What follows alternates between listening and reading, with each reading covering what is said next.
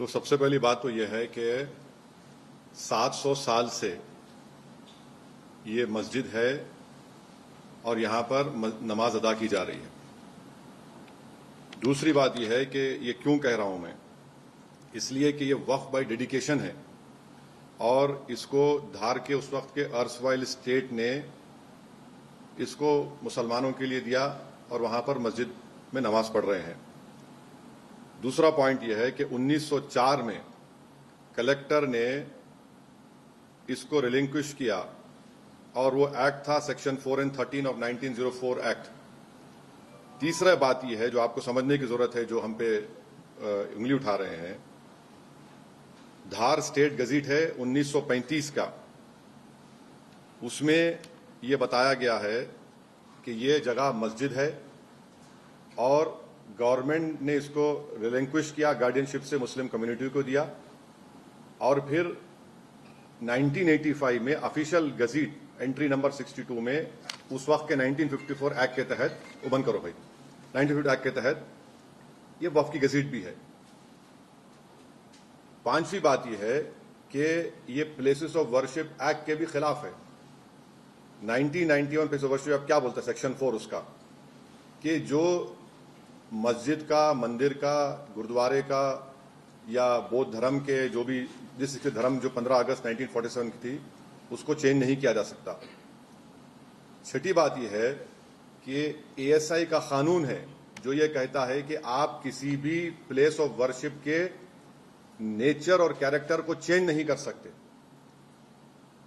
अब आप आ जाइए कि अब आपने कहा एएसआई ने 1951 में और 1952 में ये क्लैरिफिकेशन दे चुकी है कि ये मस्जिद है और उस वक्त उन्होंने एएसआई ने रिजेक्ट किया था इसको कि जो वहां पर भोज उत्सव मनाना चाहते थे। 51 और 52 का एएसआई के ऑर्डर है। अब आप आ जाइए कि ये जजमेंट हम इसको एरोनियस क्यों मानते हैं इस जजमेंट को, क्योंकि कोर्ट ने, जैसा मैंने भी कहा, 1935 के धार स्टेट एग्जीक्यूटिव को, स्टेट गेजिट को नजरअंदाज कर दिया। 1985 के वक्फ रजिस्ट्रेशन को उन्होंने नजरअंदाज कर दिया और जो प्लेस ऑफ वर्शिप एक्ट है उसको भी उन्होंने नजरअंदाज कर दिया।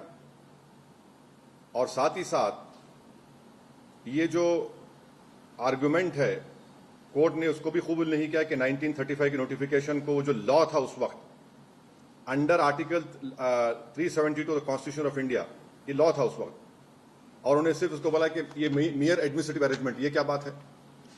मियर एडमिनिस्ट्रेटिव अरेंजमेंट जो है वो किसी कॉन्स्टिट्यूशनल प्रिंसिपल्स को ओवरराइड नहीं कर सकता।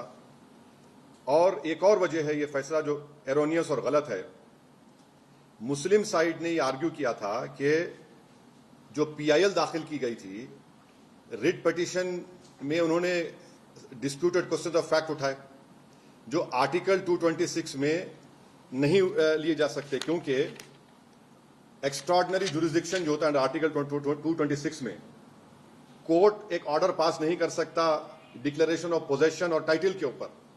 और एक और बात जो आपको समझने की जरूरत है कि ऑलरेडी एक सिविल डिस्प्यूट केस चल रहा है टाइटल का, उसको भी कोर्ट ने नजरअंदाज कर दिया। टाइटल का सिविल डिस्प्यूट चल रहा है। एक और बात आपको समझने की जरूरत है कि कोर्ट ने, जो मैंने कहा, अभी आपने सवाल किया कि ये तो बिल्कुल बाबरी मस्जिद का मामला हो गया जजमेंट का। बाबरी मस्जिद केस के मामले में कोर्ट ने कहा था कि पोजेशन नहीं था मुसलमानों के पास। भाई मेरा पोजेशन तो आज जुम्मे तक था ना, मेरा पोजेशन आज फ्राइडे तक मेरा पोजेशन था। बाबरी मस्जिद को तो रात के अंधेरे में वहां पर मूर्तियां रखकर मिंबर रसूल पर मस्जिद को बंद कर दिया गया। मेरा तो पोजीशन आज भी है।